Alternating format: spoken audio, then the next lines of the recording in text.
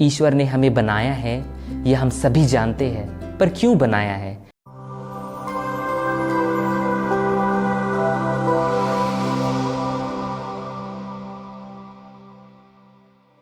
ख्रीस्त में मेरे प्रिय भाइयों तथा बहनों, आज माता कलीसिया प्रेरित संत मती का त्यौहार मनाती है, जो प्रभु यीशु के 12 शिष्यों में से एक थे और जिन्होंने प्रभु यीशु की बस इतना कहने पर कि मेरे पीछे चले आओ, तुरंत अपना सब कुछ छोड़कर ईसा के पीछे हो लिया।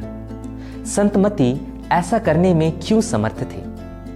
क्योंकि हम सभी जानते हैं कि उनका कार्य चुंगी लेना था और उनका जीवन भरा पूरा था, उसे किसी भी चीज की कमी नहीं थी।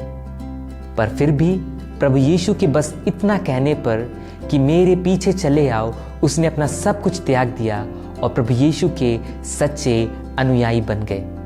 वह ऐसा करने में समर्थ थे क्योंकि उसने सच्चे ईश्वर की वाणी को सुना, उसे समझा और अपने बुलाहट को स्वीकार किया।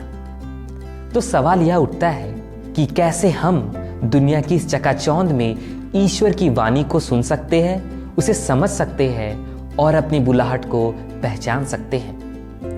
ईसा मसीह ने जब संत मती को बुलाया तो वह चुंगी घर में चुंगी ले रहा था, पर फिर भी जब ईसा ने उसे आवाज दी तो उसने ईसा की वाणी को सुना और अपनी बुलाहट को समझा।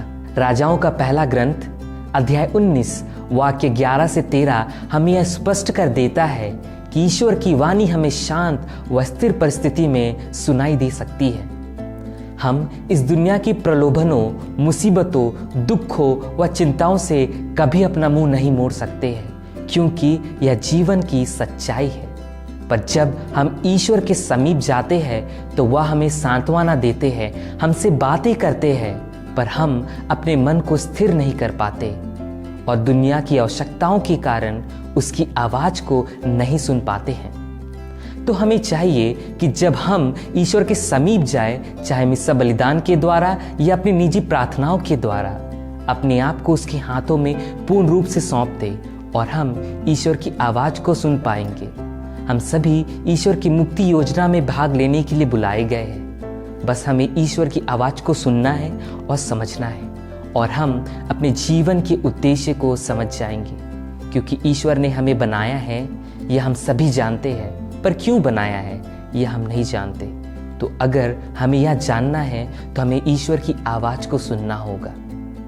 तो आइए हम सभी आज संत मती की मध्यस्थता द्वारा ईश्वर से प्रार्थना करें कि वह हमें इस चकाचौंध भरी दुनिया में उसकी आवाज को सुनने, समझने व हमें अपनी बुलाहट को पहचानने की कृपा प्रदान करे, ताकि हम भी संत मती की तरह प्रभु यीशु के सच्चे अनुयायी बन सके। ईश्वर आपको और आपके परिवार को आशीष दे।